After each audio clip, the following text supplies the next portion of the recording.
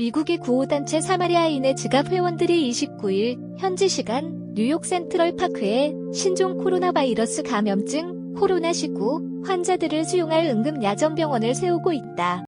뉴욕 로이터 연합뉴스 하루빨리 사회적 거리두기 조치를 해제하겠다는 의지를 밝혔던 도널드 트럼프 미국 대통령이 한발 후퇴한 것은 그만큼 미국의 신종 코로나 바이러스 감염증 코로나19 확산 상황이 심상치 않다는 판단에 따라 병원 측은 비상용 산소통의 절반을 포함해 코로나19 환자 치료에 대부분의 산소를 소모했다고 설명. 빌 더블라지오 뉴욕시장도 CNN과의 인터뷰에서 코로나19 환자들을 치료할 수 있는 의료물품은 일주일 분량이라며 최소 수백 개의 산소호흡기가 당장 필요하다고 말했다.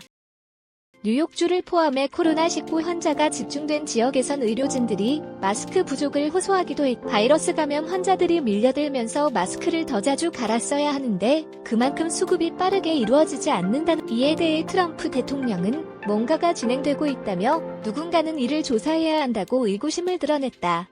자택 대피령을 선포하는 지역도 꾸준히 늘고 있다.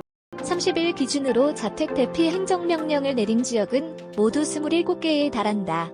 이에 따라 전체 미국인 3명 중 2명 꼴인 2억 2,500만 명이 사실상 자택에 머물러야 한다고 CNN은 전했다.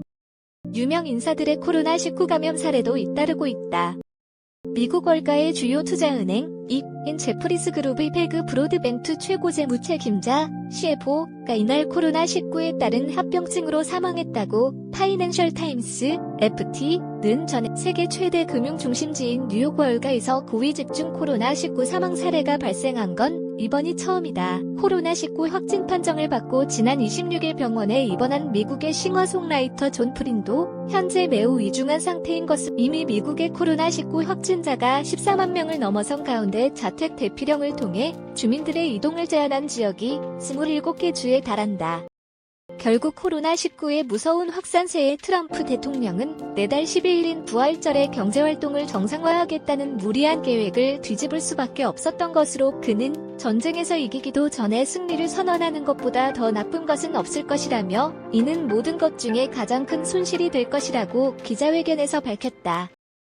뉴욕시는 코로나19 확산을 막기 위해 수감자 650명을 석방하는 파격 조치까지 취했다. 전희은 기자 희윤 서데일리 캄 저작권자 서울경제 무단 전제 및 재배포 금지 XC.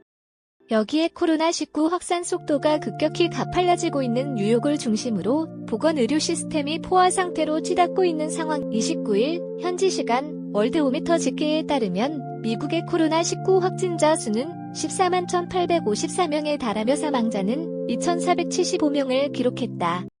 이 중 피해가 가장 심각한 뉴욕주는 확진자가 5만 9,648명으로 미국 전체 확진자의 40 이상을 차지한다.